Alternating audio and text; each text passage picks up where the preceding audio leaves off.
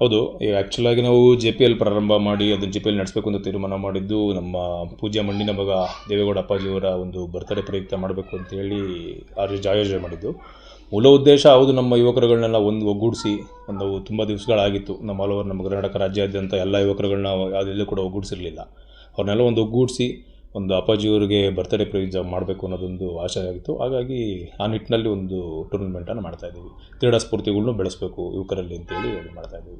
ಎಲ್ಲೋ ಒಂದು ಕಡೆ ಈ ಬಾರಿ JDS ಸಂಘಟನೆ ಒಂದು ಪ್ರಬಲವಾಗಿದೆ ಮತ್ತು ಆ ಒಂದು ಫೋರ್ಸ್ ಏನಿದೆ, ಇವಾಗ ನಿಖಿಲ್ ಕುಮಾರಸ್ವಾಮಿ ಅವರು ರಾಜ್ಯಾದ್ಯಂತ ಒಂದು ರ್ಯಾಲಿಗಳನ್ನ ಮಾಡ್ತಿದ್ದಾರೆ, ಕಾರ್ಯಕ್ರಮಗಳನ್ನ ಮಾಡ್ತಿದ್ದಾರೆ, ಪ್ರತಿಯೊಬ್ಬರನ್ನ ತಲುಪುವಂತ ಕೆಲಸಗಳನ್ನ ಮಾಡ್ತಿದ್ದಾರೆ. ಇದೆಲ್ಲ ನೋಡಿದ್ರೆ 2028ರಲ್ಲಿ JDS ಮೈತ್ರಿಕೂಟದಿಂದ ಒಂದು ಗೆಲ್ಬೋದಾ ಅಥವಾ ಇಂಡಿಪೆಂಡೆಂಟ್ ಆಗಿ ಒಂದು ಬಹುಮತವನ್ನ ಪಡಿಬೋದಾ?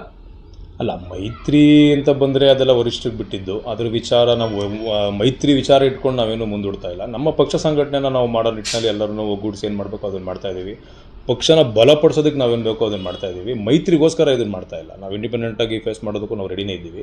ಬಟ್ ಆ ತೀರ್ಮಾನನೆಲ್ಲ ನಾವು ಮಾತಾಡೋಷ್ಟು ದೊಡ್ಡವ್ರು ನಾವಲ್ಲ, ಅವ್ರು ವರಿಷ್ಠರಿಗೆ ಬಿಟ್ಟಿರ್ತಕ್ಕದ್ದು. ಮೈತ್ರಿ ಆಗ್ಬೋದು ಅಥವಾ ನಾವು ವೈಯಕ್ತಿಕವಾಗಿ ಆಗ್ಬೋದು, ಯಾವುದಕ್ಕೆ ಹೋದರೂ ನಮ್ಮ ಸ್ಟ್ರೆಂತ್ ನಾವು ಕಾಪಾಡ್ಕೋಬೇಕು. ಹಾಗಾಗಿ ನಮ್ಮ ಪಕ್ಷದ ಸಂಘಟನೆ ನಾವು ನೋಡ್ತಾ ಇದ್ದೀವಿ. ಹೌದು, ನಿಖಿಲ್ ಕುಮಾರಸ್ವಾಮಿ ಅವರು ಬಂದ ಮೇಲೆ ನಮಗೆ ಯುವಕರಿಗೆಲ್ಲ ಭಾಳ ಒಂದು ಶಕ್ತಿ ತುಂಬಿದ್ದಾರೆ. ಅವ್ರ ಮಾರ್ಗದರ್ಶನದಲ್ಲಿ ಯುವಕರನ್ನೆಲ್ಲ ಸೆಳೆದು ಎಲ್ಲೊಂದು ಪಕ್ಷನ ತುಂಬ ಬಲಿಷ್ಠವಾಗಿ ಬೆಳೆಸಬೇಕು ಅನ್ನೋದು ನಮ್ಮ ಆಶಯ.